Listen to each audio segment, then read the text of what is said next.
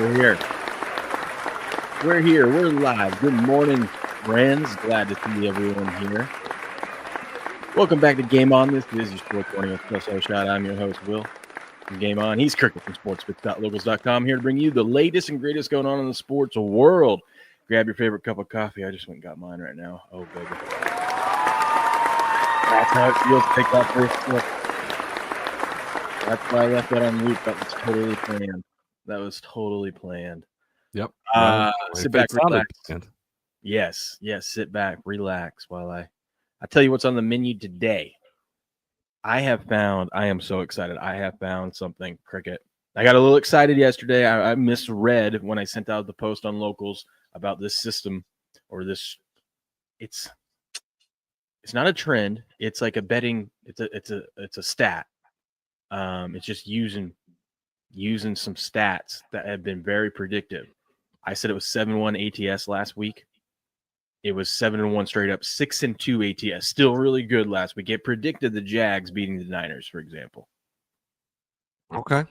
It predicted domination of the Broncos over the Bengals, which isn't too hard to do after the fact now, you know. But a lot of people like that Bengals 7.5, myself included. So had I saw this, I would have stayed away from it. Okay. So we're going to go over that. I'm going to tell you what it is.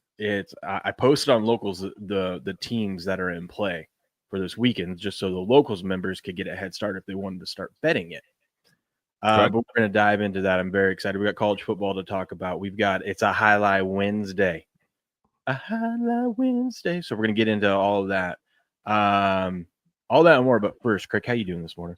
I'm all right, man. I'm all right. Chugging along. A little Wednesday action today. You're going to have to do a recording tomorrow, you said. You'll be on the plane on the Big Bird, the chat. Yeah. I listen.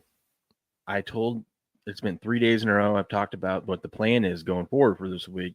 Nobody listens in the chat. That's why I love them. I don't know how people don't listen. I don't know how they get distracted or something when we're talking. You got some tickle bitties and you don't know how to swing? Well, I'm here to help you.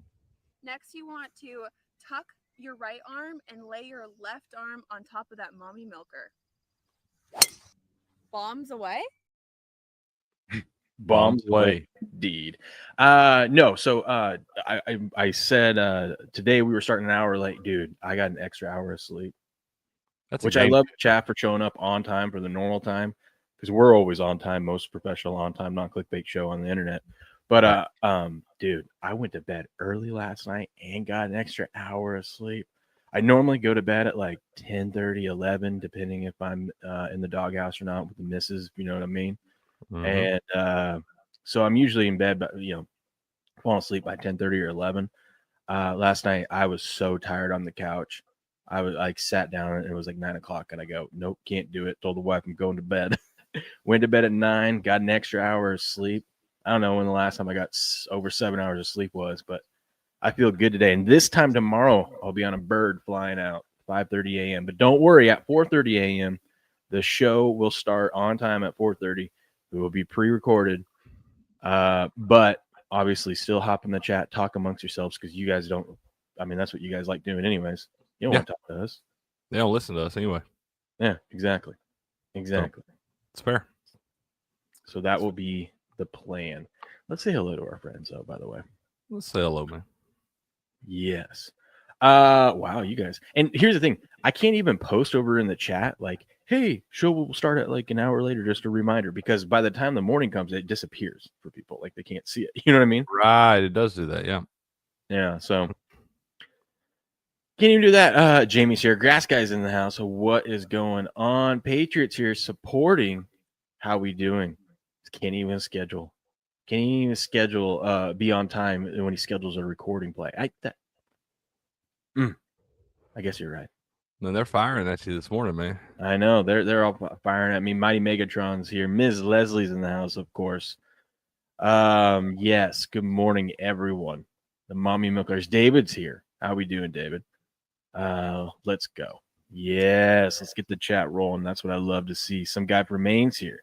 Late start. Who dis? Good to see y'all. Good to see all you beautiful people this morning. Over on this side, we had Nate here earlier. Nate's in the house. What up, buddy? We got Derp is in the house. Well, my guards lost yesterday. At least the Evil Empire lost too. That's true.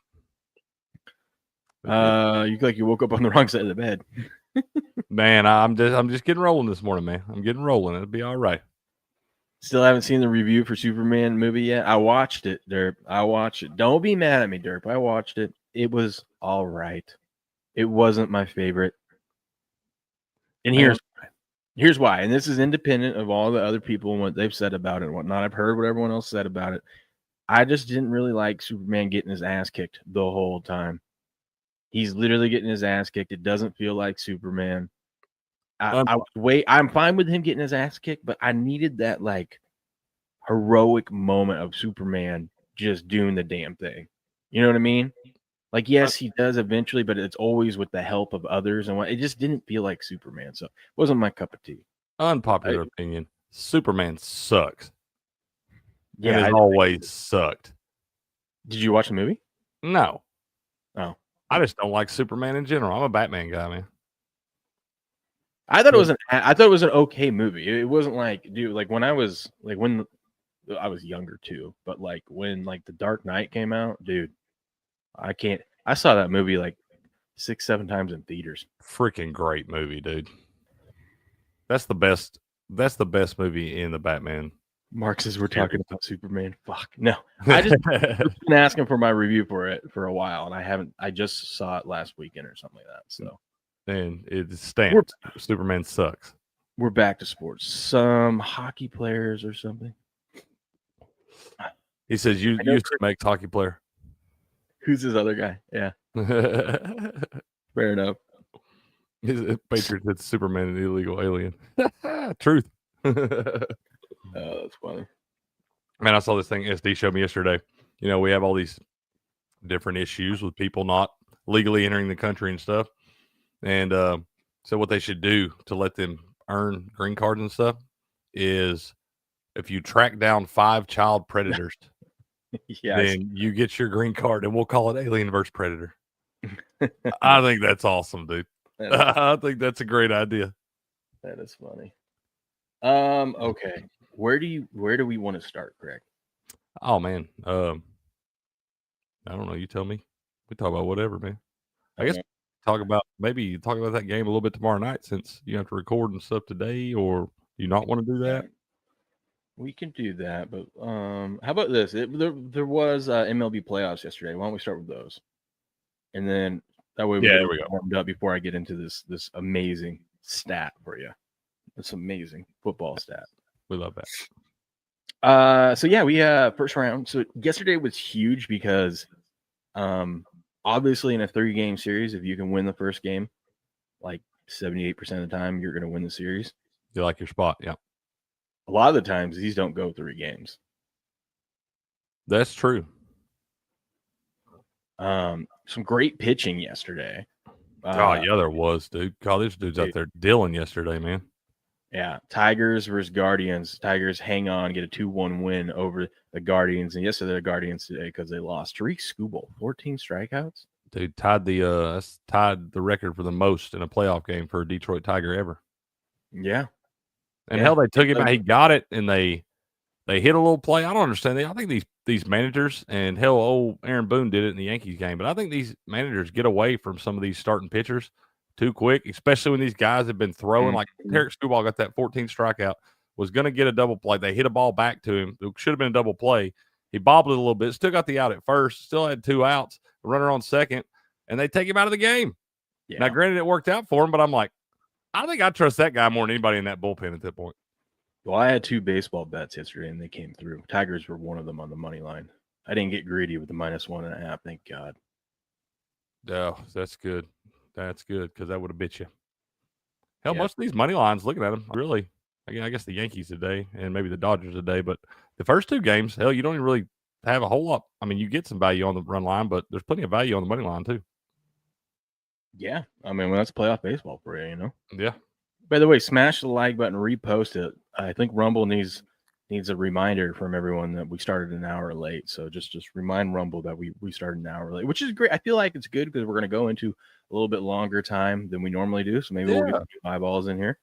Yeah, longer show. Nothing wrong with that. Mark says, fuck the Red Sox. Well, the Red Sox get a 3-1 victory over the Yankees, and that was my other play. I had plus money on that one. I had the Red Sox in that one. I mean, you got Garrett Crochet on the bump.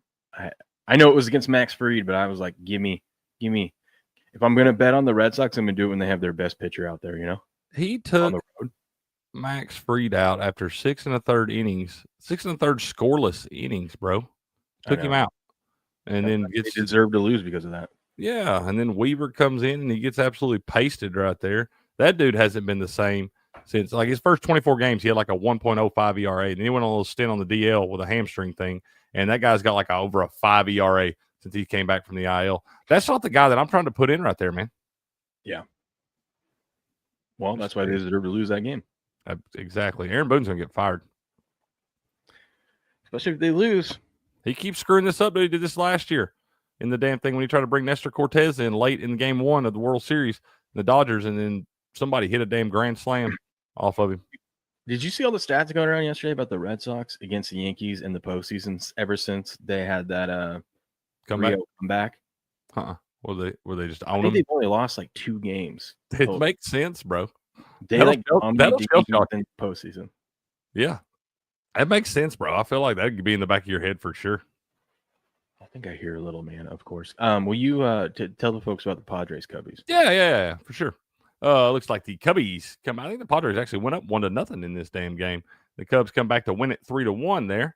Got another one today at 3:08 there. You got Dylan Cease on the bump for them today, and Andrew Kittredge will be going for the Cubs. It's not a name I recognize right there. And we talk about the Tigers getting it done. Is he up, moving?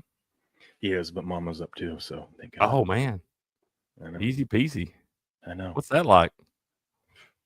I don't know. It's my first time going through it. First time I've ever experienced it. I'll report back to you, at the end of this. Yeah, man, I have the Padres win this series. So when they went up 1-0, I was like, okay. They did go up 1-0. I'm right on that. Okay. I was thinking they went up 1-0. Yeah, and then we'll see. Who pitched? I think that's gonna be a good back and forth series. Who pitched for the Padres yesterday? You know, the starter. The Dylan Cease is going today. It's a good guy to have. Let's see, box score. Who's the top pitcher listed on there in pitchers? Veta. Oh, okay. But yeah, he's pitched well this year too. Yeah. Didn't pitch bad in that game. I mean, you give up 3 runs there. It's not like you're just loving it, but no. I mean, you need your hitters to get you some run support, but I mean, it's a playoff baseball. Every run matters. You got to manufacture. And then the night game where all the other games went under with ease. It was a under's dream yesterday. I knew the Padres weren't going to win when I saw Trent was on them. I was like, fuck. But and then he was the Red Sox, and I was like, that should be an auto play for you from now on. When you see you're on the same side as Trent, you should cash that out for whatever loss they're taking from you. Well, if you count like Monday, or if you count the playoff or the NFL weekend, and then he came out with Guardians, that loss. It came out with the Padres, that loss. He's like, we might be in the fade God mode. I might be on one of those runs where you just fade everything I put out. So then you put out the Red Sox. I was like, damn it, dude. The Red Sox were way back in when we did a little MLB preview on Pump the Brakes way back when. Mm-hmm. About the Red Sox is my World Series pick. I got life, baby. Yeah, you do. Steps has a ticket on them to win. Steps got a ticket on them to win the AL. NL was it AL? AL. They're AL. Yeah, to win the AL. I got them 22-1 to win the whole thing. I was gonna say I think mine's 22 or 25. I got to check it, but it's 22 or 25 to win the whole thing. Yeah, I bet mine last week though, because I was like, oh, those are some pretty good odds. Oh, you bet. I bet mine like preseason, whenever it was like before it even started on that. But that's around where they were then too. And then all the runs happened in the last game. Tell them about the last game real quick. Oh, the Dodgers went off, man.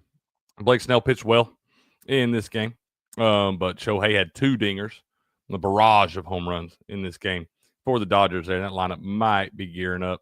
The Reds have had a solid season, man. Fighting until the end there, just squeaked into the playoffs because the Mets suck. But I think they're in all kinds of trouble. This one, I think this one's over tonight, man. I really do. I don't see any way. I think you got to lay -126 on the -1.5 for the Dodgers in this thing. You got Yoshinobu Yamamoto on the hill. And then Zach Littell, who spent much of the season with the Tampa Bay Rays, came up at the trade deadline. Cincinnati Reds will be going for Cincinnati on the bump tonight.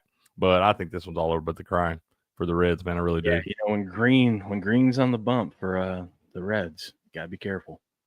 I like that guy, man. I do. He was my preseason Cy Young pick. He had a little injury stint during the middle of the season and stuff. Didn't have as good a season as he expected, but I think I might bet him again next year for the bounce back year.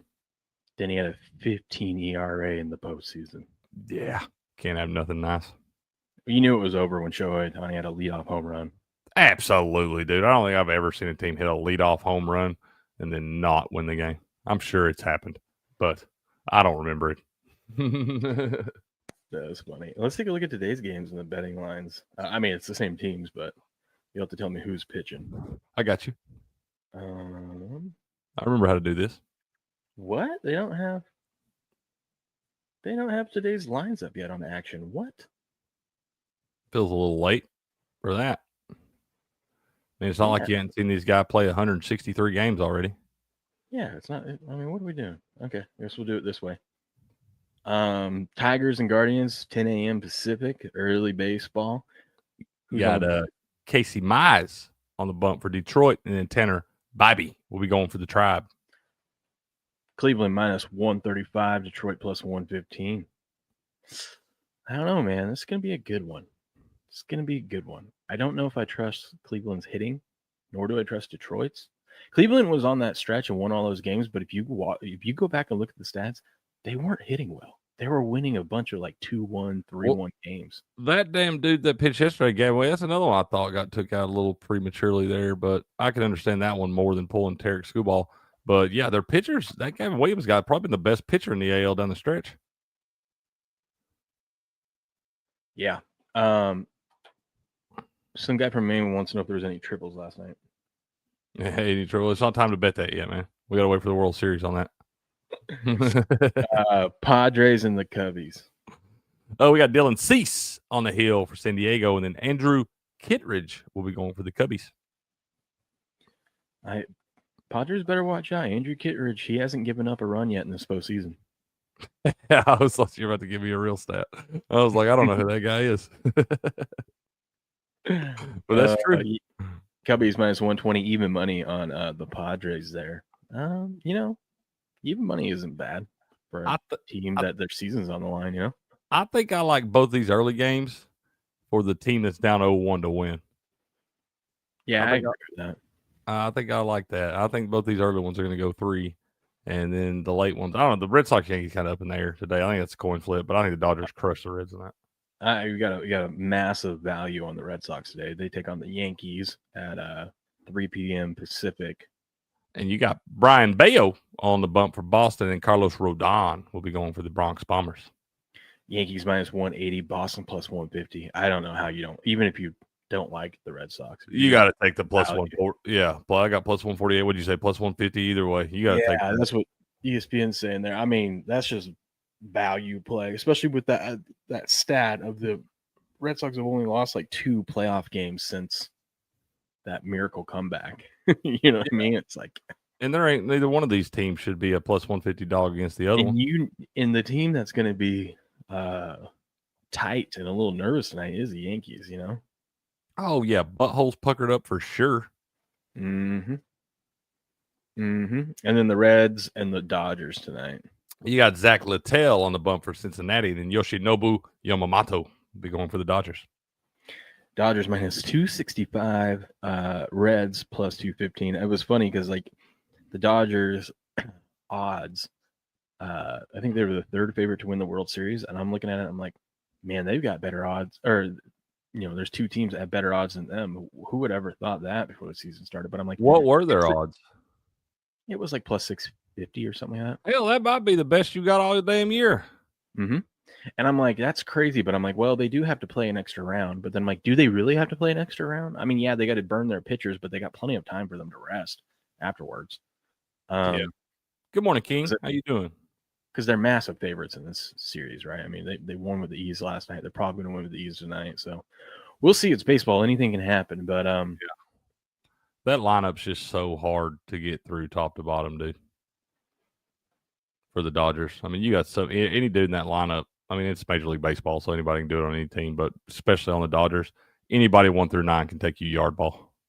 What's up, Kingo Gondo? He says they will win tonight. Says the Yankees fan. Yeah, I'm just saying. I mean, you can like the Yankees and whatnot, but if you're betting on this game, I mean, the value is clearly on the Red Sox. Doesn't mean that the Red Sox are going to win. It's just give me plus 150 on there. I think you're probably in a pretty good spot. If you see any playoff baseball games with a team at plus 150, you're probably supposed to take the value. But not with the Reds, because at plus 250. Not with the Reds. Not with the Reds. Any of the other teams that are actually somewhat even from a roster talent standpoint, but the Reds are not even with the Dodgers from a roster talent standpoint.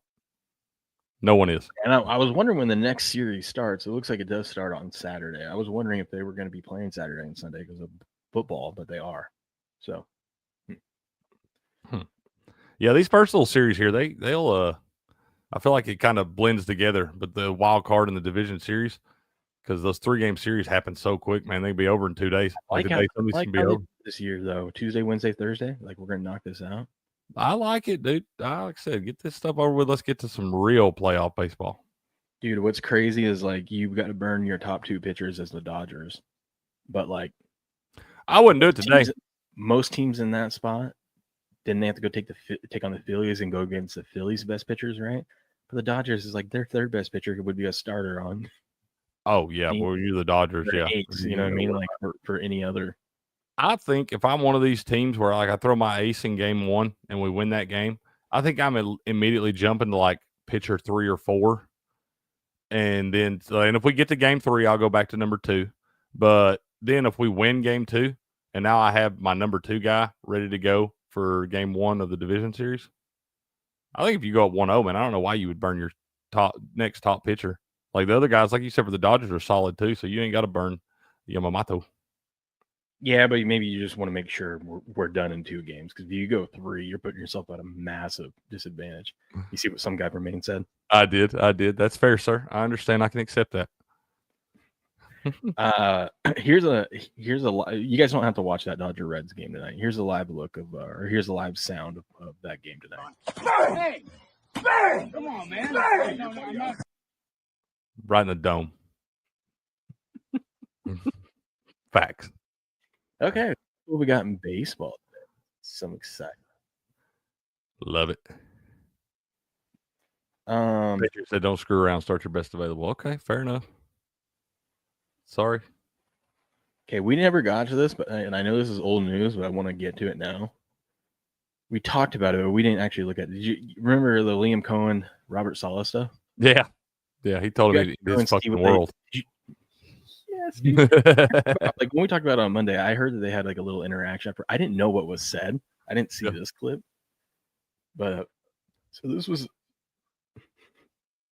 the clip afterwards. So I haven't even seen this. They go to shake hands. Liam Cohen doesn't shake Robert Saleh's hand. Robert Saleh's like, okay, whatever. Yeah, Liam whatever. Waits till he gets a couple of his big linemen and stuff in between them to start talking shit. And he says, keep my name out of your mouth. Right? I mean, smart guy. Why do you get the big uglies in front of you? Because if you want to go fisticals with Robert Saleh, you got to rip your throat out and show it to you before you die. Yeah, and Robert Saleh is like, I was trying to give you a compliment. Yeah. For those of you that don't know, Robert Saleh was like, man, Liam Cohen, the Jags, they do a really good job stealing signs, like defensive signs and whatnot. Like he's saying, like in a legal way. And he said he's like, it was all legal and everything. And he was telling like it felt like a little bit of a backhanded way to give a compliment. And it felt like kind of a cop out after all this shit ruffled up. But at the same time, nonetheless, I see what he was saying. Yeah, he probably just shouldn't have said steal signs. It just says that's always gets it a little in a gray area. Yeah, because that will get the headlines and get people's ears perking up and whatnot. Yep. But what he was meaning was like they're really good at putting their players in the best positions and pre-snap reads and different stuff like that. Yeah. So this was after the game.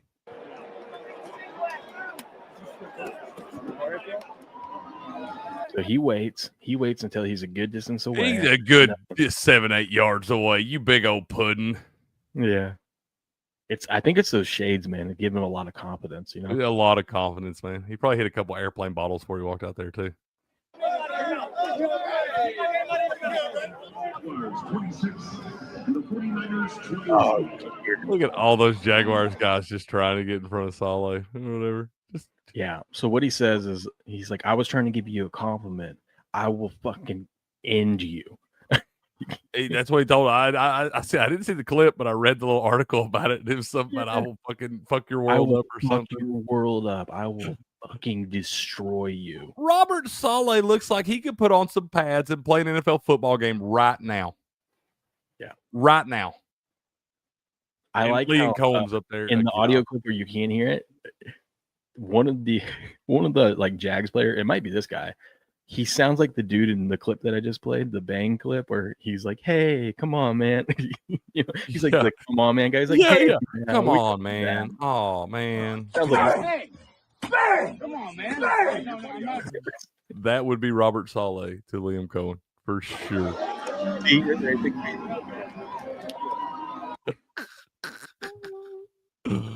Oh man, I don't know what to think about old Cohen, dude. Yeah, pretty good football coach. Robert Saleh says he was trying to give a compliment to Jags Liam Cohen, and the staff admitted he probably could have used better choice of words last week. Every team does it, some better than others, and it was my way of acknowledging that these guys are really, really good at it. I think Liam is doing a hell of a job. I really do. And then with his comments, he goes, "Yeah, I probably took it a little too far when we were on the field." Just like, yeah, you think? Whatever, dude. It's an emotional game. You just lost and shit. You're a little fired up. Hey, whatever. The dude that lost the game tried to be the good sport and be respectful and go shake the man's hand. And the other guy was a bad winner, walking away, wants to pout and shit like that. Whatever, dude. You don't want to fuck with me. I will fucking end you. Dude, why don't we have more of this stuff? We can get like Mike Tyson fighting Logan Paul and all this stuff. Why can't we set up stuff like this where Robert Saleh fights Liam Cohen? This is why we shouldn't have microphones on the field, because Robert Saleh is going to probably get fined by the NFL, and he shouldn't. I mean, he shouldn't, man. Absolutely not. I don't think you should ever get fined for something you're mic'd up when you're on a football field. Anything goes out there. Yeah, that was great though. Hey, congrats to Uncle Pudge. He is the new director of creator success over at Pickaxe. Dude, let's go, dude. Shout out to Pudge, man. Hard work paying off. Let's go, baby. If you haven't already, go join Pickaxe and then follow me at Game On over there. That's right. So congratulations to you. I'm over there too, man. I haven't done too much of my stuff, but I did create one, and it's the same thing as my Twitter, like at Cricket1414, Cricket with 2 T's. But I'm on the Pickaxe. Yeah, I was waiting for you to play your handle. I was like, is he going to do it? No? Okay. It's in there. All my handles are the same, man. You can find me the same everywhere. I want to talk about this, Cricket. We all know that there's missed calls in baseball, right? Everywhere. It's not perfect everywhere.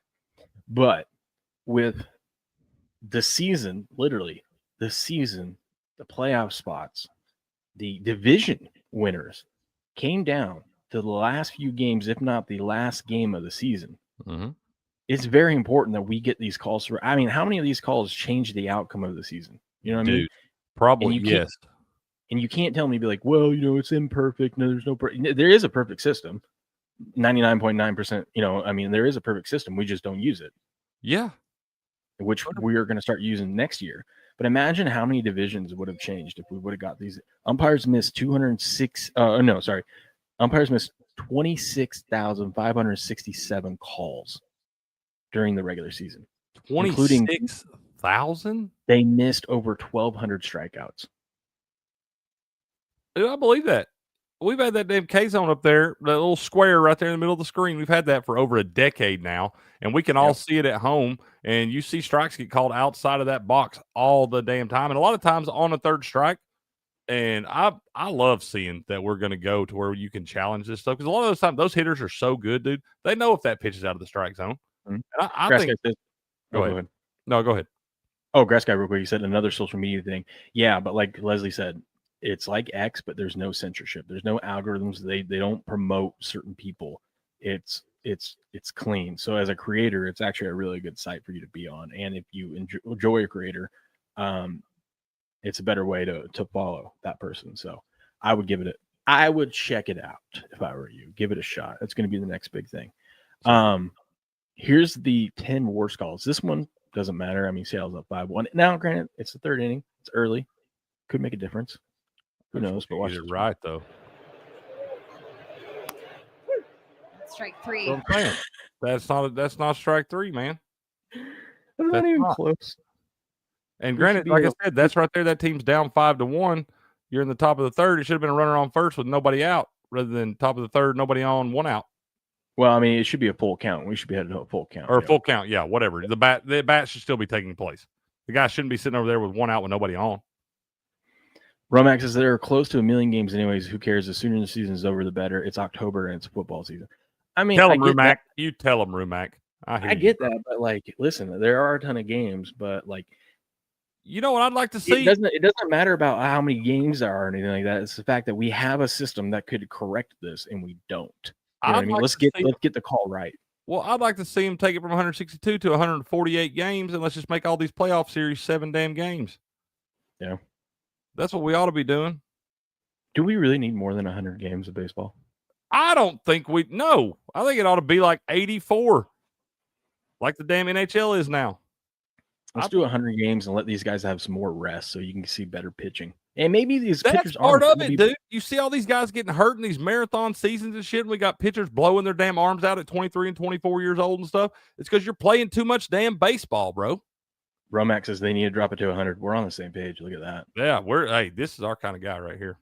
Yeah, I agree. I mean, give these guys more rest. I mean, you don't have to like shorten the season like time-wise, right? You can still keep it. You just give them more days rest. Give a couple more days in between, man. Maybe a couple days off in between a series instead of one where they got to travel from East Coast to West Coast and all that shit. Yeah, you got to play a series and Sunday Night Baseball ends and you're in New York and you got to fly out to LA the next day. Yeah, the play. Catch a game that next day, you know. Yeah, dude. You're all jet lagged and all that stuff and everything, dude. That's what I'm saying. That just makes for a bad product. Yeah. So that was the number 10. And I agree, Grass Guy. Nobody wants to watch nobody wants to watch a baseball game when it's almost freezing outside. Yeah. I have to pause this and stop it because of copyright and stuff. But right. Here's number 9, worst call. It was 4.31 inches outside the strike box. That one's not too bad. But I was gonna say that one I can almost. It's the ones that are just a hair high or just a hair low. I can almost live with. It's the ones that are way inside or way outside that I have a problem with. Oh man. And then he probably got tossed for that. So he probably did. That matters too. Yep, the manager probably got tossed too. Yeah. What's this one? Oh, we got a tie game, top of the second. 4 groundouts. That one is. That's high, dude. There's no way you can't see that high. I mean, hell, if it's coming in eye level with you, you're eye level with his damn shoulders. Yeah. That's too high, bro. Strike 3 call. Way above the zone to Tyler O'Neill. In a tie ball game. I'm surprised we don't see more people take bats to the umps, Dude. I'm surprised we don't see more confrontations on the field with this stuff. I know. Here we go. 4.88. We're getting farther away from the plate here, man. I think we've seen already some of the worst ones. That's what I'm saying. We're not even in the top 5 yet, baby. I'm pretty sure I'm going to see. There's some that are like way outside that get called. Oh, see, that's a terrible one right there, dude. It started outside the zone. It comes in high. It never, ever entered the strike zone. Yeah. That's bad. Yep. Like I said, that's top 7th in I know they're losing 6-3 right there. But that's Bryce Harper up to bat, which means they're at the meat of their damn lineup.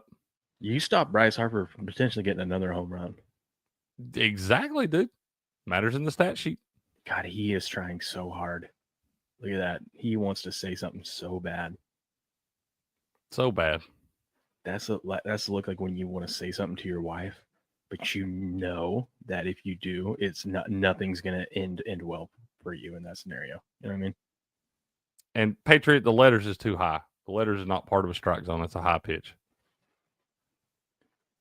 Ugh. Let's see this one. 5 inches. 5 inches away. And Soto takes strike 3 call. Now that one's the tricky one because that's like one of those funky pitches that like I don't know if it's a screwball or what the hell that is, but that's got some funky movement on it right there. And I don't know. I feel like that a couple of them other pitches that were 4 inches missed way farther than that one. Let's see what That's what I'm saying. See that one right there, Patriot. I can live with that one. I think that box is a little too small, and I do think that's probably a strike right there. Ugh. Swing the bat. 1-2. That one. Those I can't live with. Especially he's on this side of him. You should know that's way outside. They never. Once again, it never crosses into the strike zone or comes even close. Delayed strike. And he was delayed on it too. He thought about it for a second, whether he's going to call him out or not. Yeah, but I mean, it's a Rockies player. He was going to strike out anyways.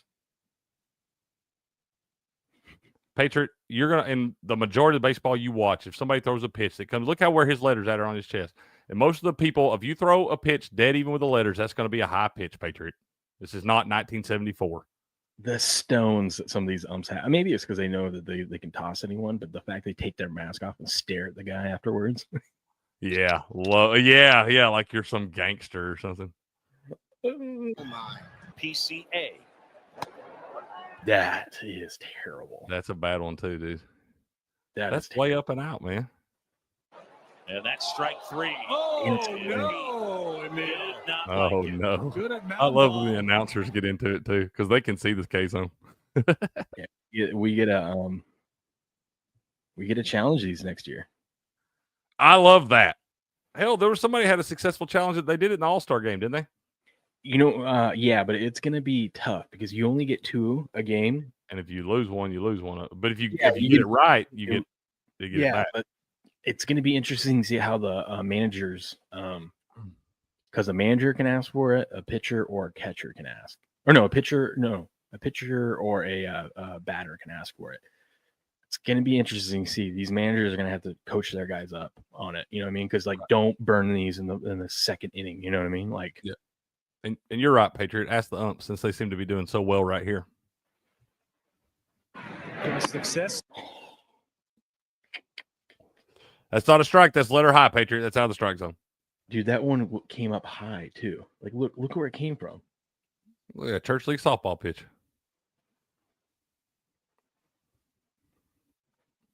I mean, the catcher did a good job of pulling it down. Yeah, I mean, frame it up, bro. That's your job. Good try. It looks like a strike where you let it end, but no. Yeah, we'll give that one. We'll give that strikeout to the catcher, man, for framing it up. That was not in the strike zone. Oh my God! No. He wasn't even throwing it that hard. It was only 83 mile an hour. It's not like he threw a 97 mile an hour fastball by him or something. Yeah, dude, you had plenty of time to watch that. And look, you know that the catcher's already lined up way outside because of where you're at. His catcher's mitt's not even in the strike zone. No. Oh, a called strike had Meg. Dude, that's bad. That's bad right there. What's number one? This is number 7.5 inches off the plate. That was nearly 7 inches. The next one is 7.5 inches. Let's see this. This is gonna be great. They had none. Oh, that came up right at your face. That's what I'm saying. It never went below your face. It's not like he threw some rise ball in softball or something, dude, and it came up to there. It means it was higher than that when it came across the strike zone, dude. I love watching the pitcher's body language or face when they know they got away with one. Yeah. You're like, okay, thanks. I'll take it. Like, oh, that's not a strike. That's not a strike. Oh, O'Neill takes high for strike 3. It was Joey Rickard with. Yeah, I'd get every one of them calls right there. I would have got thrown out of the game for. He says, "Holy shit, that hit his shoulder." Yeah, yeah, and you're right, Miss Leslie. Yeah, it's not where they catch it; it's where it crosses the plate, and that's the bad thing about some of those strikes that are called right there is that they never ever enter the strike zone. It was never a strike, bro. Yeah.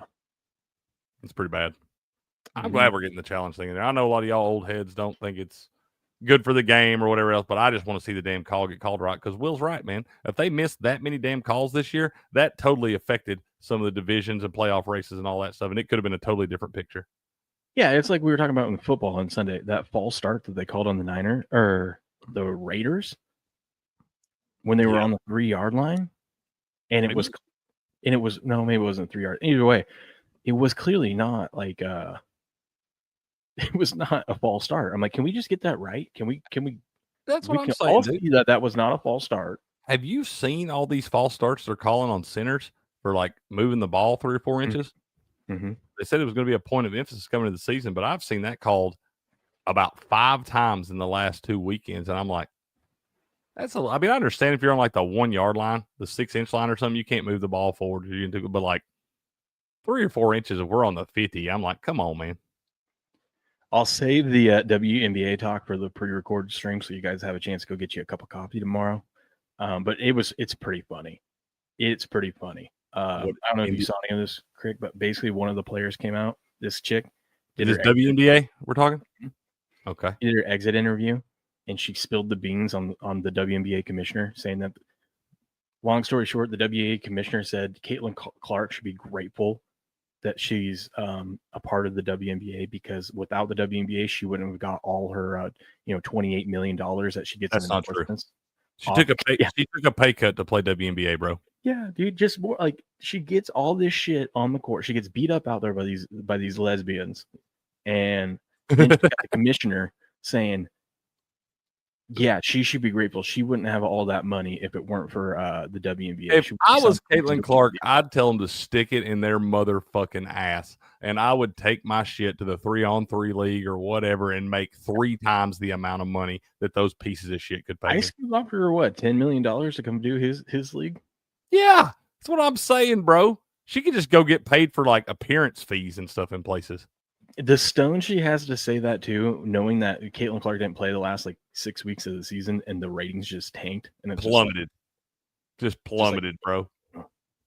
Yeah, she's out of touch. But none of the players like her, so they're all ripping her. Like not even just on the Fever, like across the league. See, she says, "This is her."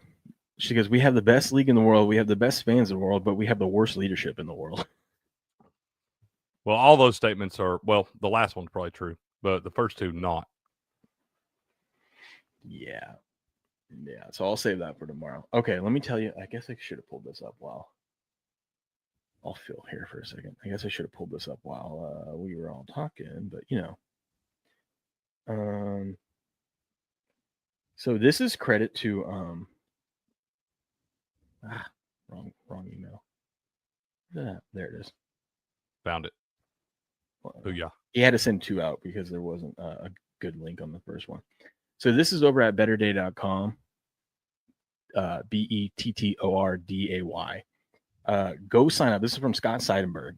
He does a lot of great stuff. If you like free picks, good picks, and just different angles, it's not just like sides and totals.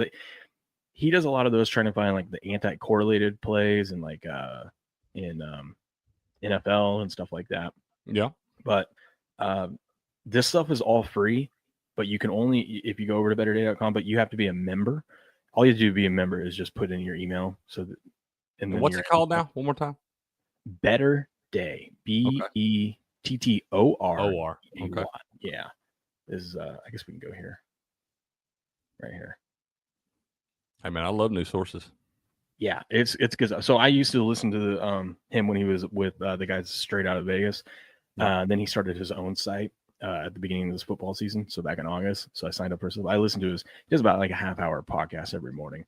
Okay. Just, covering everything, just quick and short. But if you don't want to listen to the podcast, you get a little email every morning, kind of a recap or what they're going to be talking about. What's his name? Scott Seidenberg. His handle on X is Scott's on Air. I'll pull it up. Okay. Scott's on Air. Okay. Right here. Can we go to the profile? Thank you. There we go. Okay. On there, right there. I like that. Make every day a better day. Let's go, baby. That's right. This thing was amazing. This stuff that he did here is amazing. So he's calling it his trench report, because the stat that he looks at in the trenches, in the trenches. So what they're looking at is when two teams play each other, how does let's say Broncos, Bengals, how does the Broncos offensive line match up against the Bengals defensive line, pass protection and blocking? Then he flips it and says, how does the Bengals offensive line match up against the Broncos defense in pass block, run block? And he uses 3 different sources for it. He doesn't just use PFF. PFF's part of it. The ESPN, like the plus, minus on your, you can have a 1-yard run. It could be like a positive run block. You know what I mean? Like, let's see. He says right here, it's comparing the offense and defensive line performance using a composite grading system that integrates elite metrics, PFF grades, ESPN win rate, and NFL next stats. So, what's nice about this is because PFF is in there. So, like when you have, like for the Bucs or what's coming back, it factors that in. Right. Like the week to week, like even though the Bucs could have had a bad report against the Eagles that would have hurt their season long stats, getting a guy like Tristan Wirfs coming in actually could bump your grade up because his PFF grades are going to be higher than whoever his replacement was. Does that make sense? Right. Yep. So this system was great. So there's 14 games this week. And if you just looked at the games that grade an A, which is, you'll see what I'm talking about here in a second, but when it's 30 points or higher in differential, the games last week that graded A went 7-1 straight up, 6-2 ATS. Damn. Yeah. Okay.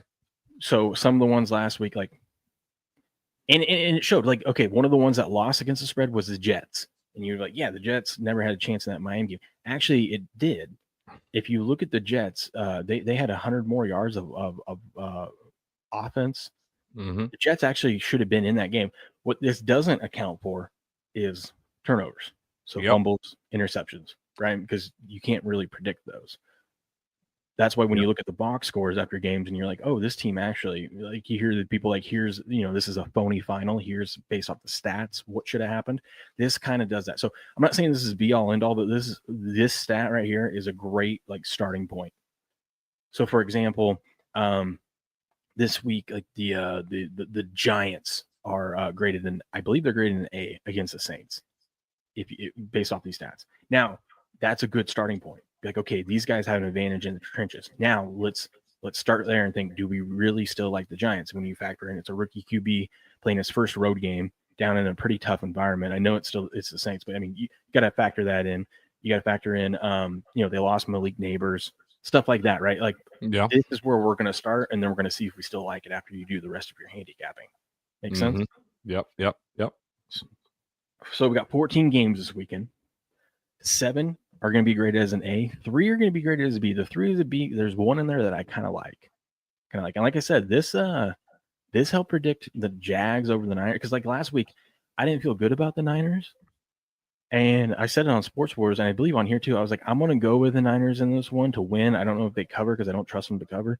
But I'm like, I'm going to go with them to win. They're the home team, and they're the Niners, right?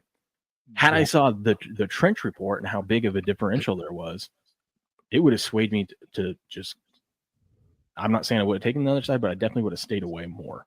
You know what I mean? Yeah. It felt like kind of a funny type game there, but yeah, I want to see if I can zoom in on this. Let's see. View, zoom in. You don't like stats, Patriot? Some of them I don't like really care for. Oh yeah, that looks better. I don't care for, but stuff like this where it's logical and it has a history of being right.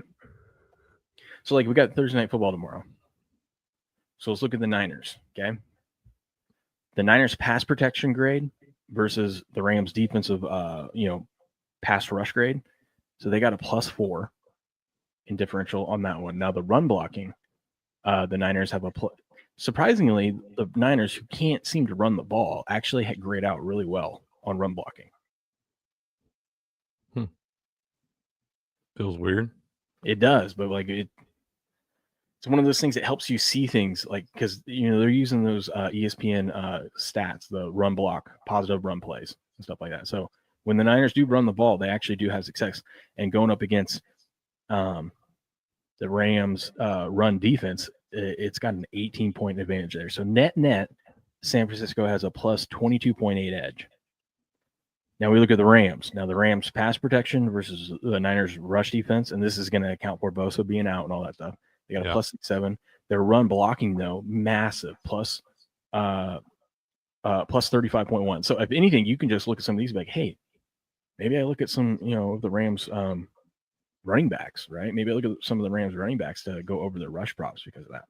So their net edge is 41.8. So you take the difference between those two, and the Rams have on the scale, they have a 19-point advantage. Now this grades out as a C. B's are anywhere from 20 to 29, and A's is what we're really looking for. The big differential, and that's 30 plus. Like, for example, like the Bills over the Saints last week had over 100-point difference net. Like, it was massive, and that makes sense. Now, when you're talking about, like, when I say this is a starting block, okay, the Bills, everyone knows the Bills are better than the Saints, right? So it's not surprising they have a huge grade. Then you got to factor in, okay, but 15 points. That's where you got to take the next step. Mm-hmm. Just blindly bet it, because you got to be like, is 15 points right for this differential? You know what I mean? Yep. And Patriot, good morning, Jamie. Not all stats are a manipulation of biased data. Sometimes the stats are just the stats, and they are facts, and they're based off the probability of something to happen in a certain situation, because we've seen it happen this way in a certain situation 10 or 15 times. And there's things that you can never factor. Like, you don't know when there's going to be a turnover. You don't know even if you factor for a turnover, you don't know if it's going to be a turnover on their side of the field or your side of the field. Like, look at the Raiders. The Bears, they turned the ball over 3 times and gave the Bears had 260 yards advantage just in turnovers, because they got to start on they had those 3 interceptions, and then they had the Raiders going for 4th and 1 and miss it on their own 35. So their net field advantage always in plus starting position. Yeah. So that was graded a 90. And the reason why I like these ones, and I agree with Patriots, like, they can be manipulated. This takes 3 different systems. So we're not just taking PFF, because PFF can be biased. There are some that they're going to try to bend you a certain way and stuff like that. But a lot of times when you've got all the data there in front of you, it's just the science, man. Because, like, last year they had, like, Lamar as the number 1 quarterback for a long time, and I was like, is he really the number 1 quarterback? But this year, because the Ravens are playing poorly, they got him at 21. It's like, is Lamar really playing any different other than a couple more sacks? Is he really playing any, like, to drop from number 1 or in the top 5 down to 21 in the league? I don't think so.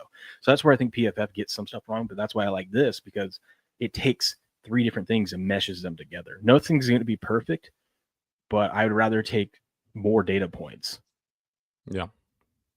So the Vikings and the Browns, the Vikings have a net edge in this one, which is kind of amazing because of the Browns' defensive line, right? They have a net edge of 4.4. Grades a D, slight edge, nothing notable, right? So it's like, this is where it's fun.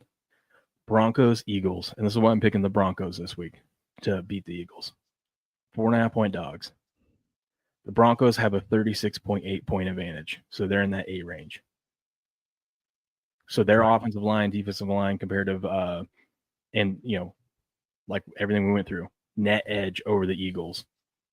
Massive mismatch. So don't be surprised. Now, once again, Bo Nix, interceptions, dumb plays, can't account for it. But on paper, in the trenches where the games are won, Broncos have a massive edge in this one. Yeah. Cowboys Jets. Grades a B. All right. They have a 20-point difference. So they're in that B, a solid matchup here, which is kind of shocking for the Cowboys, especially since they had another offensive lineman go down and whatnot. But this is where I'm looking at the Cowboys and Jets, and I gotta say, okay, the Cowboys are clearly better than the Jets.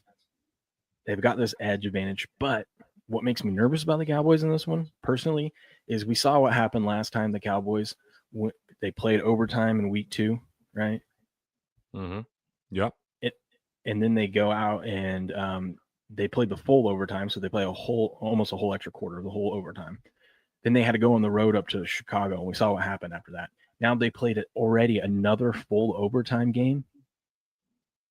Yeah. And now they got to go on the road again. You know what I mean? This game feels funny to me already. On that terrible turf. Sometimes eyeballs is not all you need in the NFL, guys. Because if that was the case, then the Chargers would have beaten the Giants by 2 touchdowns last week. Yeah. And in that one, the Giants actually had one of these mismatches signals. That one, though, was more so the Chargers beating themselves. Turnovers. Megatron wants to know where this guy gets his numbers from. It's probably based off a lot of his own metrics and the PFF stuff. He takes it from PFF grades, ESPN win rate, and NFL Next Gen stats, which is the real-time tracking data. Okay. Each team ultimate composite score represents the average of these three systems, providing the most comprehensive view of line performance in the NFL. Okay. This is where it gets fun. Colts, 45-point advantage over the Raiders. Now, some of these is like, okay, yeah, that makes sense. Colts are a better team. They're a 7-point favorite for a reason, right? Mm-hmm. Yeah. Deep. Okay.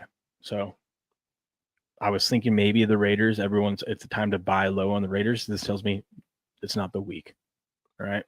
It's not the week to buy low on the Raiders. No. I don't think you should buy on the Raiders at all ever. This one I like because like some of these games where I don't know which way to go, Dolphins, Panthers.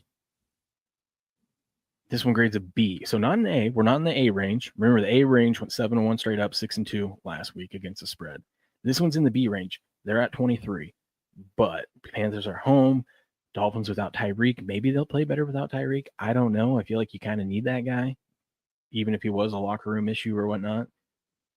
But this makes me lean towards the Panthers, and I think that's why we're seeing the Panthers as a favorite in this matchup. I think the Panthers are play. I think that offense is going to look a shadow of its former self without Tyreek in there, man. He builds that whole offense around Tyreek Hill, and now you're going to have to change all that up. And Jalen Waddle ain't the same player as Tyreek Hill. I'm sorry. And that's a good point. My Megatron says, I guess we'll see how this goes this week. That's right. That's fine. If you come across a new system like this, just watch it. See how it does. See if you buy in or not. You don't have to just start going, oh, God, let's dive right into this. But just use it as part of your analysis, man. Yeah. But this is interesting to me. Good morning, Ripper. He ain't even betting on the Raiders, man. The Giants, 38.5 point advantage over the Saints. So I was thinking I want to take the Giants this week because of, rookie first road start. Saints have been playing scrappy. This tells me be careful. Yeah. I want to take the Saints too. That might be a trap.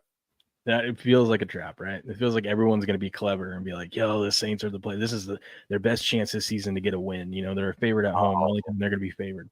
And the line move, we're supposed to always bet the plus 2.5s, man. And the Giants are plus 2.5 this week. Yeah, but it opened the Giants a 1.5 point favorite. Oh, and we've moved. Oh, and it's flipped all the way around? Yeah. Uh-oh. Something's gross.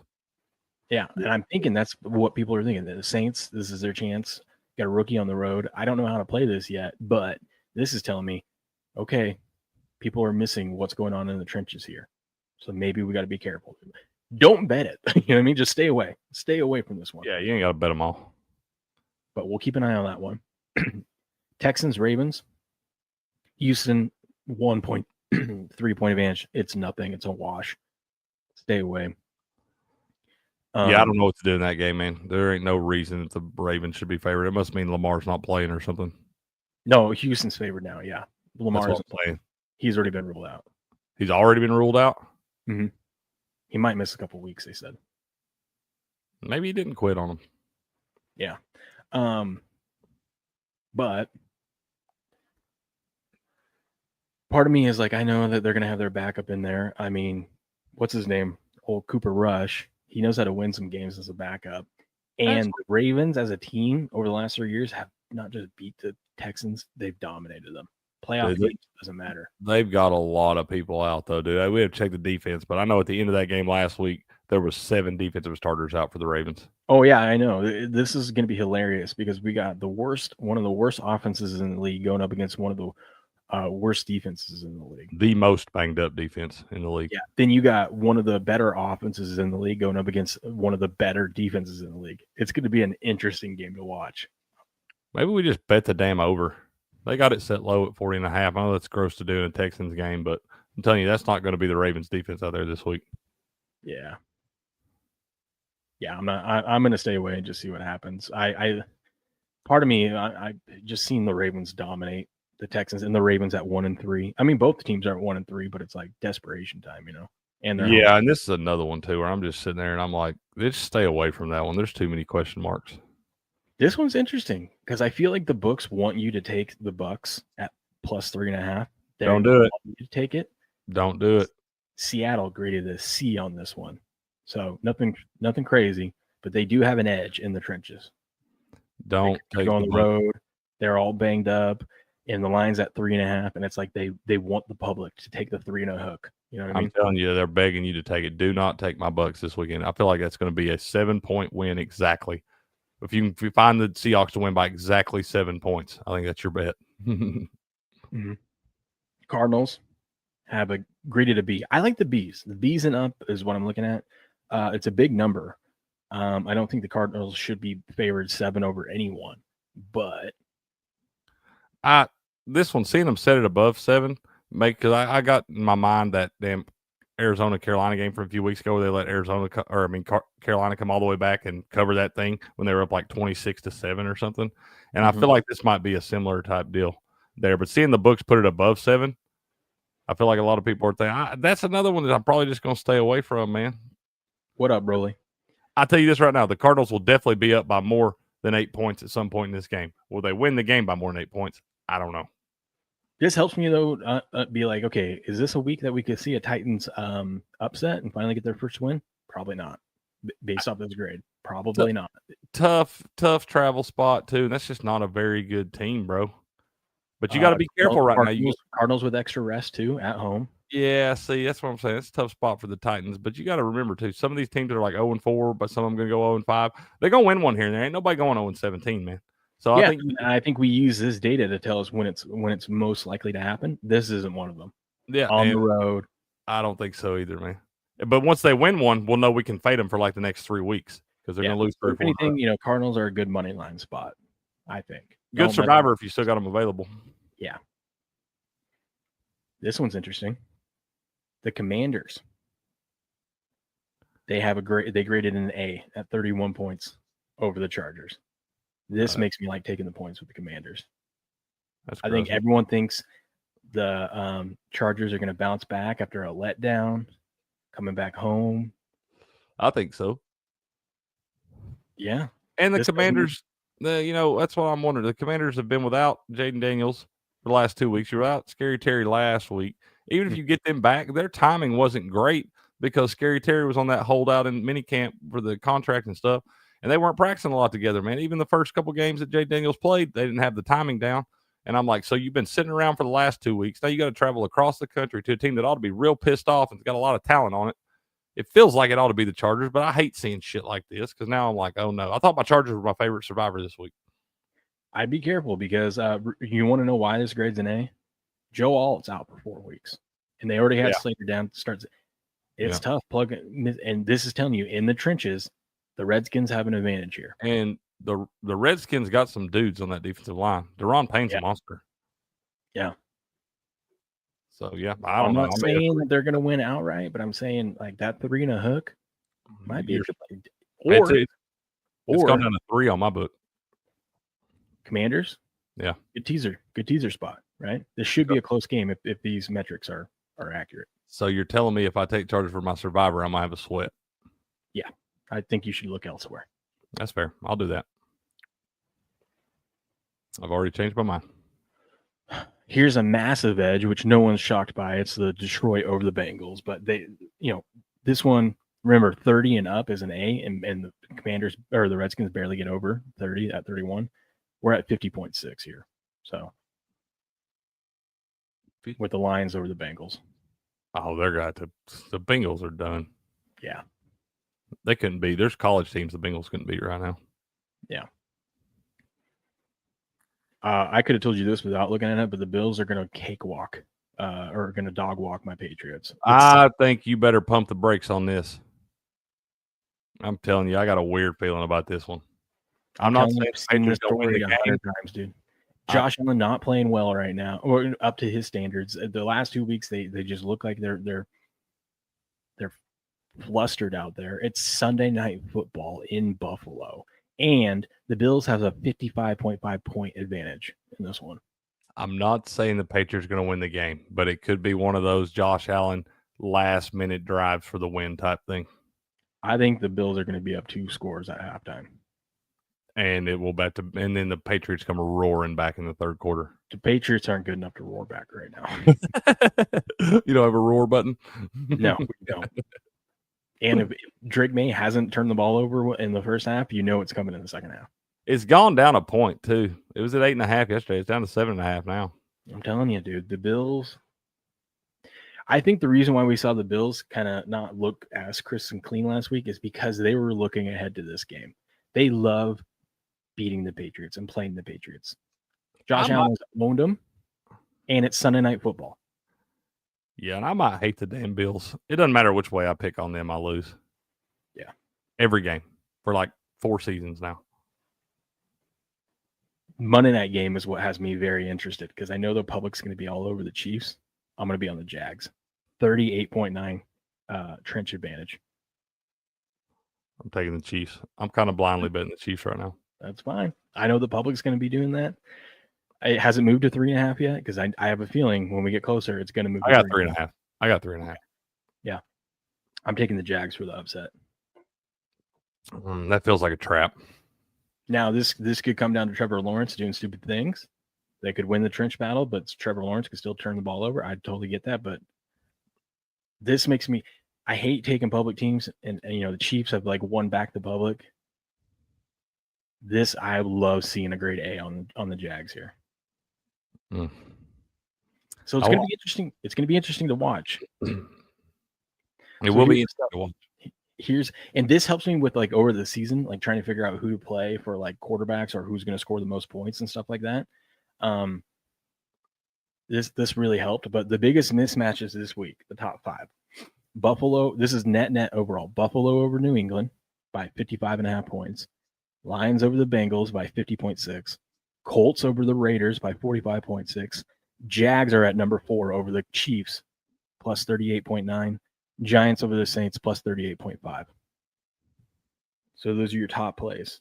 This is a good starting block. God, how gross would it be to take the Giants as a survivor? Yeah. And then here's they break it down by pass protection. So who has the net best pass protection? Kind of some of the same teams. Buffalo, Jacksonville is number 2. So maybe if you're ever going to use Trevor Lawrence, if you got to use him in one of those leagues where it's you get their pass yards and whatnot. Yeah. Might be the time to do it. Giants, Cardinals, Broncos. The best run blocking mismatches are the Bills again, of course. See, the Bills are number 1 in both of these, dude. That's just screaming that the Bills are going to, on paper, in the trenches, they should handle this game. Plus, you have Josh Allen. That's not factored into these stats. That's why they play the games. Yep. So in the best run blocking matchups, Bills, Colts, Rams, Jags, Cowboys coming in at number 5. Whatever. But yeah, I was fascinated by this. I'm going to be looking into it all weekend, kind of digging in the numbers. I will put up the plays I end up going with and why. But I encourage everyone to go over to betterday.com. Go give Scott Seidenberg a follow. Scott's on air. This is all credit to him. This is his data that he came up with. Not saying you have to bet it this week, but keep an eye on it. I'll be keeping an eye on it. We'll be talking about it next week for sure. Hell yeah, Scott. Keep up the good work, man. Yeah. Great stuff. And if you want to listen to his podcast, it's the same thing, Better Day, wherever you get your podcast. And you can listen to it. I guess it's 20 to 30 minutes every single day. Love that. Yeah. If you're into same game parlays, he does a lot of fun same game anti-correlated parlays. Patriot. See, cricket stats are fake. Cowboys run game. LOL. Cowboys have ran the ball a lot better than I thought this year with Williams. I am pleasantly surprised by him. Yeah. He's playing well. Yeah. He like I said, I've been waiting for that guy. I thought that guy was going to be great up in Denver and just could never get it together. The injuries and stuff. All that. It's good to see him land in the spot and actually be productive. Based off that mismatch with the new offensive line, I wouldn't be surprised if they got 2 or 3 sacks in that game. Get Herbert a couple times. Yeah. Why are my college football lines not pulling up? I don't know. Yeah. Anyways. Well, you have to tell me what the lines are. They're not pulling them up on DraftKings. Anyways, Cricket. Before we move on to college football or anything, it is a highlight Wednesday. Oh yeah, highlight. We got the Fireballs and the Devils today. Our guy Benny's playing. Let's go. Still hasn't lost since he came on the show this season. But let's take a look at the game last night. Dude, the Renegades dropping 2 in a row. Badly. They lost to the Devils 5-1. Now they lost to the Cyclones. What is going on? I didn't watch any of this last night. It was busy. But that's a big win for the Cyclones. That's the 2 betting favorites right there to win the whole thing. Yeah, I'm gonna have to go back and watch it. You can go watch this on their YouTube channel. Link is in the description of this. I'm gonna go watch the match and see like what happened here. But yeah, Hyro and Stan. We picked Hyro and Stan over Flores and Ben. 6-1, 6-1. I mean, they dominated. Go Sherry got his win, of course. Was wrong that it was going to go 3 sets yesterday. I said, Go Sherry loves to. I don't know if he's going to drop the first set or his second set. But be safe, Patriot. Later, Patriot. Have a good day, buddy. Go Sherry, though. Got the only point for the team. That makes sense. Guy's a savage. This went 3 sets. It went down to the last point. Oh, those are fun. Robin.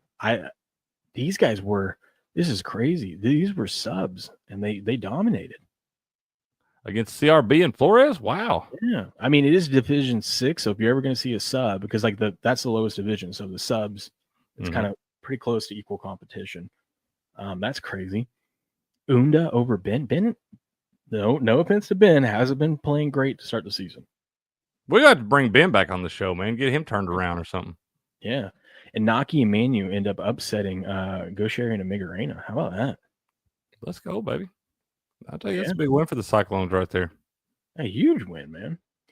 Today we got the Devils and the Fireballs. Let's take a look at that matchup.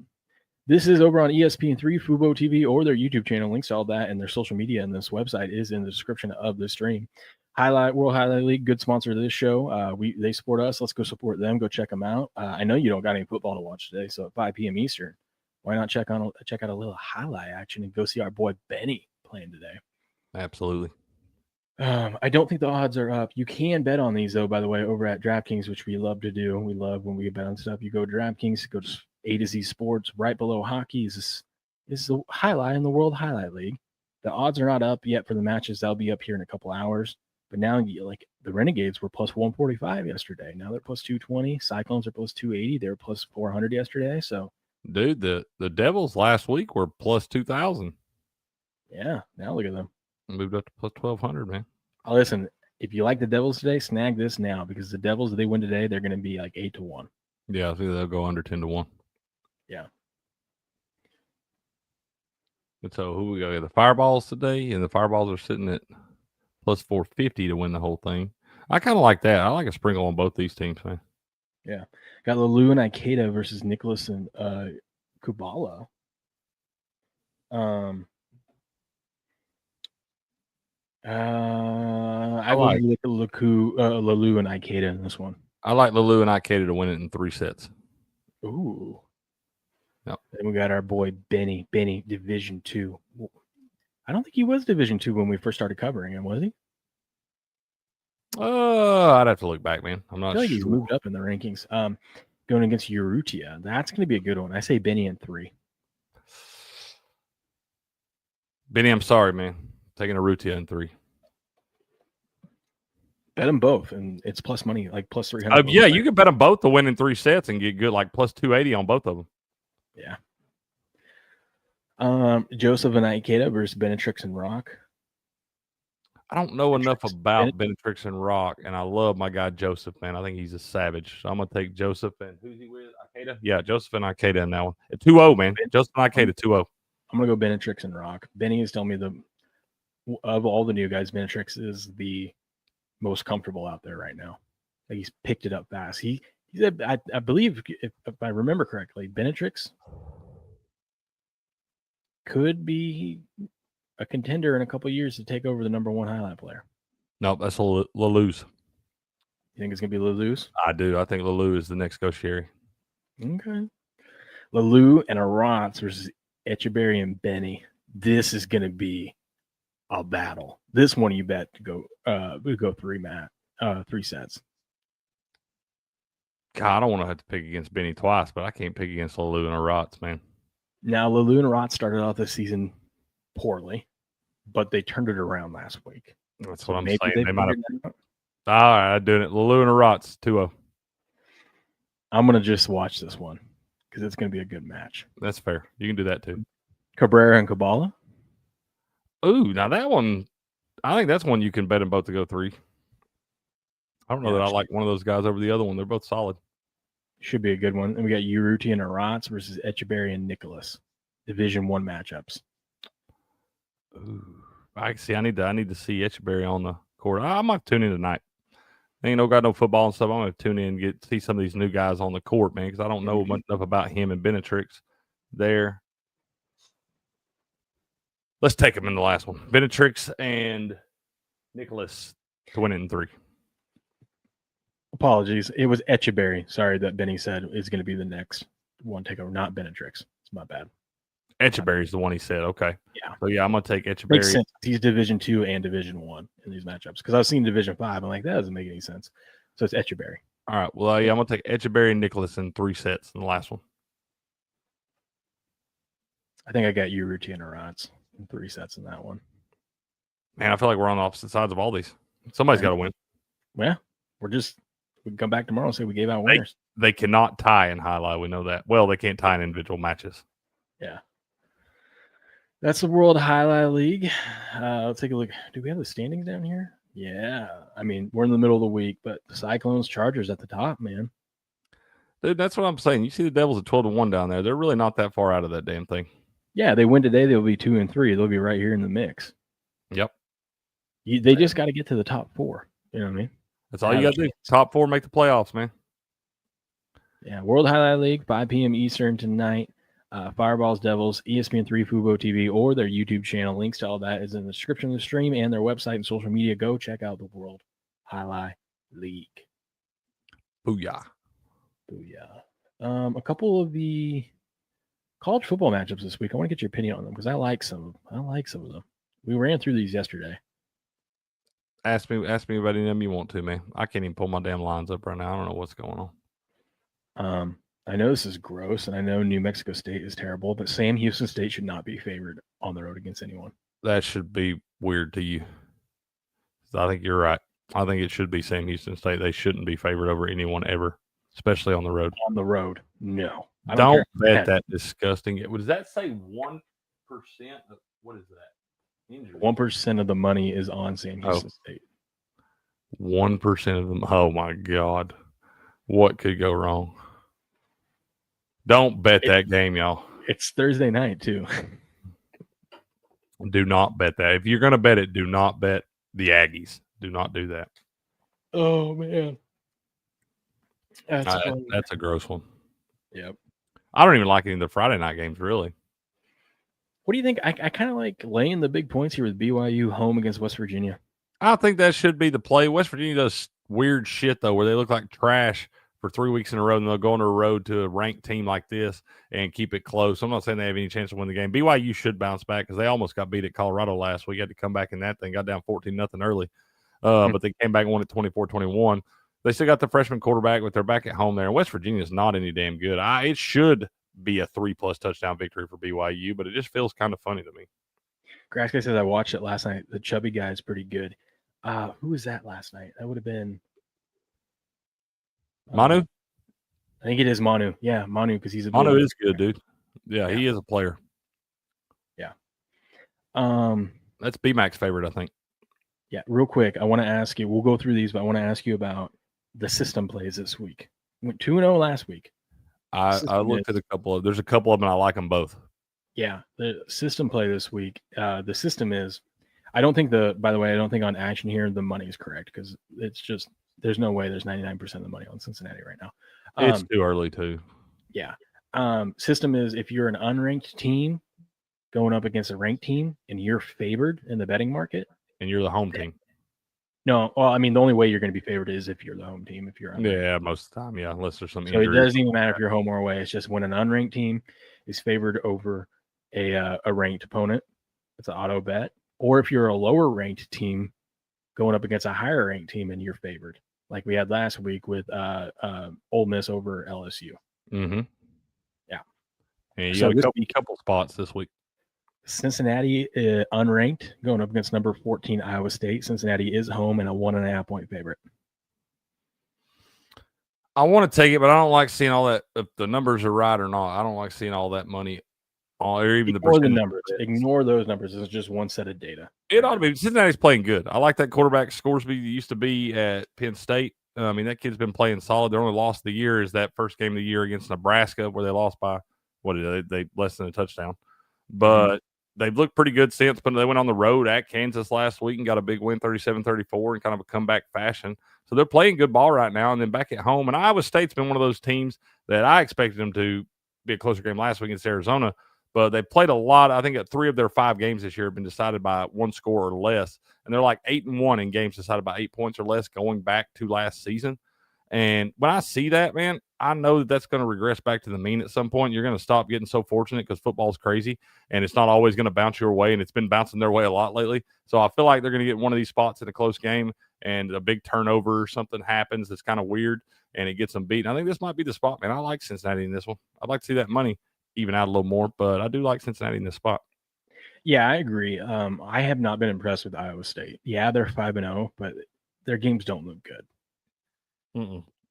I'll beat Arkansas State by like. I'll even forgive the Ireland game because it's the first game of the season. You're over there. I forgive it because I mean, yeah, they won, but we now know that Kansas State is not that good. They're terrible. Yeah, so. But I haven't been impressed. The other one, that's a mismatch. Where is it at? It is Louisville over Virginia. Yep. Louisville unranked 6.5 point favorite over 24 ranked Virginia. I love the Cardinals. I wish I could see my lines right now because I had it at 7.5 yesterday. If it's above 7.5, if it's above 7, I love it on Louisville. I think I like Louisville anyway. ESPN bet. And it's I love Louisville in this spot right here. Everything points to Virginia having a letdown spot after the big win over Florida State last week. Now you got to go on the road to a team that was picked in the top 3 or 4 to win this conference at the beginning of the season. They've kind of been an afterthought lately, but they keep grinding back on the road. They keep winning games like at Pitt last week where they'll come back. I was impressed with them last week. They got down to Pitt early, couple of scores. And battle back, and we're able to get that win there. Now they get to go back in front of the home crowd here, and you got a team coming in that's now ranked in the top 25, coming off a big win over a top 10 team at home. And I'm just saying it's a key letdown spot for Virginia right there. I'm all over Louisville this week. That might be a 3-unit play for me. Yeah, I like Louisville. I kind of like Purdue against Illinois getting the points, man. Gross. But the Sharks make money on it. I'm staying away from that one. It feels like another classic letdown spot for Illinois. You know, you go a couple weeks ago, you get embarrassed on the road at Indiana, come back home last week, get the big last-second win over USC, and now you got to go on the road to a team that you feel like you should beat. You have all the talent metrics advantage and everything like that, and it just feels like one of those classic letdown spots for Illinois. Broly, remind us of what that trade was. I remember us talking about it. I don't remember the players involved.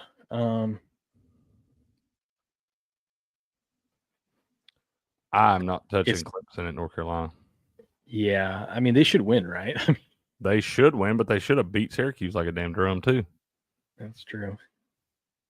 I kind of like Boston College covering that 6.5 against Pitt. They're dead to us. I know. Do you like the Roadrunners at Temple? I do. God bless Birds Up. I do. I listened to Coach Traeger this week. He was on the show yesterday. I freaking love that guy, dude. I'm telling you, I could drink beer with that guy. Shot down all the rumors. He says, listen, Mrs. Traeger said we love San Antonio and we're staying here. God bless Birds Up. Which means he is going to be the head coach of Arkansas or one of these other schools. Which means they're on the way out the door. God bless Hogs Up next time. Yeah. That guy's going to be a head coach at a D1 program or a big program here. He ought to be too, man. I like that cat. Mm-hmm. Oklahoma State at Arizona. Should be a bounce back spot for Arizona, but you got Oklahoma State. I'm not saying they're going to be in the game to win it, but you look at them last week against Baylor with a little new coach boost and stuff like that. He could have it schemed up a little different. Maybe the guys are just playing motivated again after Mike Gundy's gone. But 3 touchdowns, that feels like a tall task for Arizona after what you saw to that offense last week. Yeah. Texas, Florida. I will be boots on the ground for that one. I'll be reporting live. Texas, Florida for you guys. I think Texas is the play. I think Florida can't run the ball, and you're not going to run the ball in this Texas defense, so good luck. If you can get Texas under 7 at the 6.5 or whatever, I think that's the play. Yeah. Okay, I'm biased here because it's the Huskies. I hate them. Tell me about this Maryland team, because I see you're Washington. You just played the number 1 team in the country at home. You lost. Really couldn't move the ball. I mean, you could move the ball. You couldn't do anything in the red zone. Now you got a flag card. The reason why I'm looking at the Terps here catching the points is because travel spot. Travel. I mean, but I don't know enough about Maryland should I trust them with 6.5? I do. I like it. I like the Terps right here getting the 6.5. Man, as you watch that team go up to Wisconsin, which I know Wisconsin's nothing to write home about, but you did go on the road in Big Ten play and got a convincing win up there against them as nearly double-digit dogs. And just a scrappy bunch. This feels like a tough spot for Washington, too. I mean, you had the game last week where you're welcoming the number 1 team in the country. It's all hype, a lot of emotion in that thing.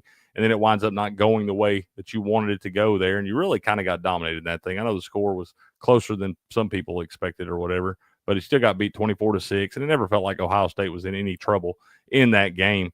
And so Washington doesn't go your way. Now you got to travel all the way across the country to go play a scrappy bunch in Maryland, a team that you probably look at on paper and feel like you're supposed to beat. You're the favorites and all this stuff. It feels like a tough spot. And what time does that game kick off? 3:30 your time. 3:30. So you figure it's only for the biological clock for the Washington guys. It's around noon-ish or whatever. These are college kids, man. Yep, it's going to be interesting. So I'm going to keep an eye on that one. Take SMU. I would say I like SMU. This one's interesting to me. Vandy and Alabama. Take Alabama. Yeah, they have a huge advantage of talent and whatnot. Alabama does have a starting linebacker that's going to be out for – he's not out for the season, but he's going to be out for an extended period of time. Broke his foot in the first half of the Georgia game, but they still got some plug-and-play guys behind him. Just means some of the younger guys that haven't had a lot of experience yet are going to have to step up. But Alabama is probably playing the damn highlights from this Vanderbilt game from last year. That is probably on every TV inside that field house and locker room all week long. And all they have to do is show the video of them throwing the goalpost into the – That's what I'm saying, dude. They've been stewing on this one, and you're coming off the big win at Georgia. Like, the last thing we need to do is come off that win and go home and have a letdown. So I think Alabama is going to be clicking on all cylinders. You play too. Before the season started, this was a 22.5-point spread. And it's probably about what it'll land on. Alabama's going to win this by 3 touchdowns. The only thing that makes me nervous is a letdown spot for Alabama. I would think that was if they hadn't beat them last year, it would be a prime letdown spot. But the fact that they beat them last year and those guys have been stewing on it forever and they've had to hear for a year about how Vandy's biggest win in the history of their program was against them, they're going to remember that. If you do like Vandy, I would recommend taking the first half points. That's maybe not a bad bet. If Alabama's going to come out slow, if this is going to be a close game, it's going to be in the first half because Alabama comes out slow or something. Mm-hmm. That could happen. Travel spot for Penn State, but I know it. Imagine. I know it feels so gross to do, but I think that's too many damn points. You do? You like UCLA? I think that's too many damn points, dude. It looks disgusting. Once again, that travel spot for Penn State after the big letdown at home against Oregon last night, you'll be kind of deflated. This game is not going to be near the hype that the one you had last week, and you're traveling out there to L.A. and everything. And that offense ain't that damn good for Penn State. I know UCLA is not a good team, but that feels like a lot of points. Penn State beats up on Bat's team. I'm not even going to say the coach's name because until he wins a big game because he doesn't deserve his name to be spoken. But Penn State's head coach, another letdown game, looked bad. You're going to play a bad team. They haven't covered a spread this season yet with these big numbers. I got to think that his coach is seeing this line and is like, listen, we are going to pour it on. But can you? That's my thing. UCLA, yeah, because UCLA is going to score 10 points max. I don't know that Penn State gets more than 35, though. 35-10. True. That's a cover. Ooh. What do you think about the Beavs versus AK's App State? Don't you touch that shit. Gross. I want to take App State because of the travel spot for Oregon State. Probably so. That probably Oregon State ain't no damn good. They shot their wad last week against Houston. Take Notre Dame. I feel like that's too many points for Notre Dame to lay. That ain't the same Boise State team. It ain't, but they're playing better than they were week 1. South Florida beat that team 34-7. I know. 20.5 though is a lot. Until they win at 56-10. God, how far has Michigan State's program fallen? You're 11.5 point dogs to Nebraska. Man, I feel like that is just a tough place to recruit and stuff, man. I know you get some and everything, but you're competing against Michigan and whatnot. And I don't know how they figure it out for Sparty. I really don't. I don't. That game to me. Go back to that game. What are the signals doing on that game? Sharp money on Nebraska. Most of the money on 9% of the money on Michigan State. Plays Nebraska. Sorry, Buku. Now, I already liked them. And I feel like I'm being biased about Houston here because of how poorly they played against Oregon State. But I like Texas Tech in this one. I like Houston. I'm going to take the points with Houston. I feel like this is kind of the reverse letdown spot where you went up there last week, and a lot of people are going to be biased. That's why that line's so damn high. I think the line's off because of how bad Houston played at Oregon State. I feel like it should be more around like maybe even 6.5. I think it should probably be under 7. But that's the only way I'd take Texas Tech. If it's under 7, it's never going to get there. So I'm going to take the points with Houston. Tech coming off that win against Utah, they had a bye week, so they've got to soak in on how good they are. And sometimes there's a little rust factor on all that. Take A&M. It feels like a lot of points. That's what makes me lean to A&M. Like, I feel like Mississippi State kind of the way with the game against the Vols last week. You know, that's a game they probably should have won that they let slip away toward the end of it. And I know you got to travel to a top 10 team out there, and that stadium gets rocking too, man. And A&M had the kind of close game with Auburn last week, but it was another game that felt like they were never in danger of losing there. And now Mississippi State, I think a little I know the line, seeing the line way up there like that, as good as Mississippi State played last week, the line should be like 9.5 or something. Seeing them willing to put it above 14 makes you feel like the books are begging you to take Mississippi State, man. I like Ohio State. Ooh, Ohio State in this one. I don't know about this one, man. This could also be kind of a spot where I don't think Ohio State's in any danger of losing this game, but where they could start out kind of slow, traveling. You know, they had the big travel last week out to Washington. Minnesota's defense is pretty solid. If I'm not mistaken, this team is undefeated. But before last week, they were one of only 4 teams that had not allowed a rushing touchdown yet. Rutgers wound up scoring a couple of them last week, and the other Ohio State's the only one left that hasn't allowed a rushing touchdown at this point. But 23.5 feels like it could be a big spot just because the Minnesota defense has been so good, and Ohio State could start a little slow in that one. I'm probably going to wind up staying away from that one. Maybe the under is the play. I'm not with this Minnesota team. They I know their record looks good, but I watched them the last couple of weeks. The defense is pretty solid. Yeah, but it's Ohio State. In Ohio State. Yeah, I mean, but you look at Ohio State last week. I mean, that Washington defense is not anything to exactly write home about. And, you know, you only put up 24 on them. I do think the Minnesota defense is better than the Washington defense. What up, big dog? Hanging out. But, yeah, I think I'm probably staying away from Ohio State this week because it feels like it could be a spot where they're not just exactly polished up and ready to go. I still think they win the game by 2 touchdowns plus, but I don't know if they get it by 4 touchdowns plus. I want to take Kansas, but I don't trust them on the road. It's a stay away game. Yeah, I'm not betting on UCF games right now. I don't know what kind of mentality that team really has. They had that tragic situation where their offensive line coach passed away a couple weeks ago. He'd been sick and stuff. So I just don't know what kind of mind frame that team's in right now. I'm going to lay it with TCU. Yeah, you can do that. Yeah. You can do that. Yeah. Home, Colorado, going to be a bunch of points. I hate this, but why do I like Miami? Don't hate it. It's the play. Miami's better. Yeah. Letdown. I mean, Florida State coming off a letdown. And I was sitting there last week. I was ready to rage bet Houston late the other night because Florida State screwed it up, and I'm glad I didn't. I said I was going to rage bet Florida State this week when they were getting like 4.5 at home. Don't do it, man. Miami is the play. You know how Monday I was going to say this on your show, but it started later, so I didn't catch it. But yeah, I was going to say in the chat when I was like, I'm going to drive down to work and figure out who's scoring a touchdown tonight in Monday Night Football. Yeah. What I actually ended up thinking about was, you know how cool it would be to see Miami versus Oregon in the playoff matchup? Little against Mario Cristobal. I don't know if it's revenge game. Maybe it's an Oregon revenge game or whatever. That would be a good one to watch. I didn't even think of that factor. I was just thinking of the matchup, dude. Like, yeah, that too. Yeah, two good squads. It'd be. I didn't even. I forgot about that whole thing. Yeah. I wish we could bet on like exact playoff matchups. Like, doesn't have to be a national championship, but just in any round, these two teams are going to play each other.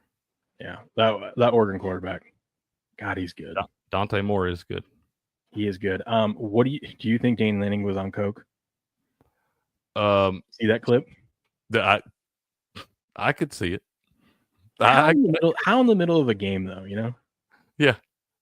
How you do that? I'm like, dude, he's just high on the moment and the energy stuff, but then he starts doing that stuff with his teeth. I'm like, that's not emotion right there. That's something else. Looks like drugs.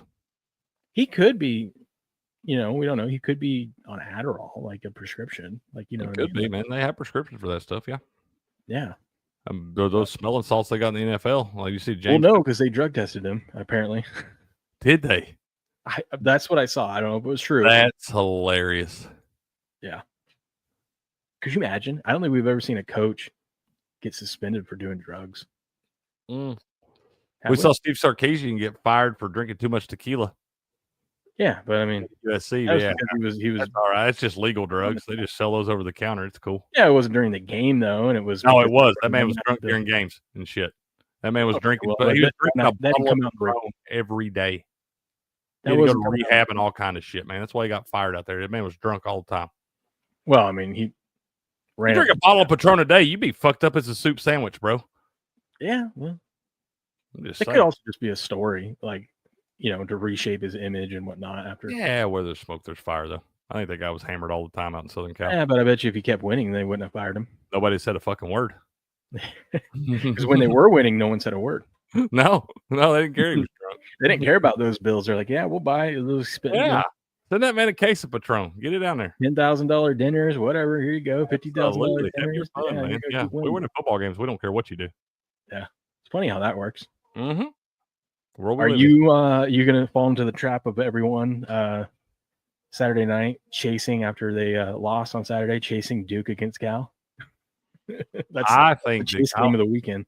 I like Cal in this one. I think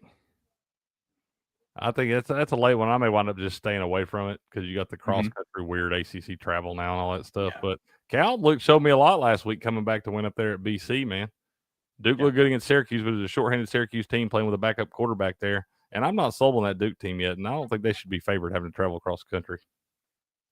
Yeah, just don't fall for it, people. Don't fall for it. Let me tell you guys before we get out of here, I'll do one of these.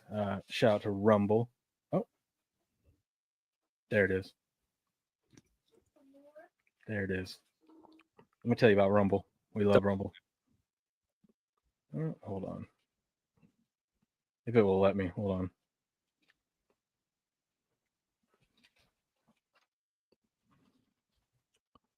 Booyah. If you haven't already, make sure you download the Rumble app. It's free, simple to use, and the best way to stay connected with the content you want. Once you've got it, search for my channel, Game On Show, and hit the follow button. That way, we're about to pad. We're almost at 20,000. So let's do that. That way, you'll get a notification every time we go live. No missed shows, no extra steps. You can grab it right now using the link in the description or the pinned live chat. Download it to your phone, and if you and you're ready to go. And if you prefer watching on the big screen, Rumble's available on all major streaming devices and smart TVs. Just search for Rumble, follow the channel, and be a part of the action. Booyah. Booyah. Game on. You want to say hi to Cricket? Oh, look what he's wearing. Let's go, baby. GBO, brother. My man. Good morning. Good morning, buddy. Good morning. Good to see you, man. He says good morning. That's awesome. I love that. GBO, baby. We're almost done, bud. What was I going to say? Yeah, good show. Good stuff. Pre-recorded thing. What time are you going live today? I probably did 3 or 3:30 is when I'll have to do it today. I got some other stuff I got to do this morning, so I may have to push it back just a little bit. But it'll be around there. Whatever time I set it up as, that's what time I'll be going. But I will be on the Sports Picks channel this afternoon for Creek's Corner, y'all. Love it. Let me see where we're at. Boys, Alpha right there, please. I want you to unplug something. 5 followers away. I need you guys to like or repost the stream. Get it out there. We are 5 away from 20,000. we hit it, that's going to be the title. 20,000. Let's go, baby. Hit that thing, y'all. That is crazy. You guys are real MVP. That's really right. Also, go check out the highlight video I put up there. That's pinned to the top. Need you guys to watch that one. Good stuff there. Good stuff. We love the World Highlight League. Anyways, Crick, well, I'll see you. What? Oh, you want to show them? Uh-oh.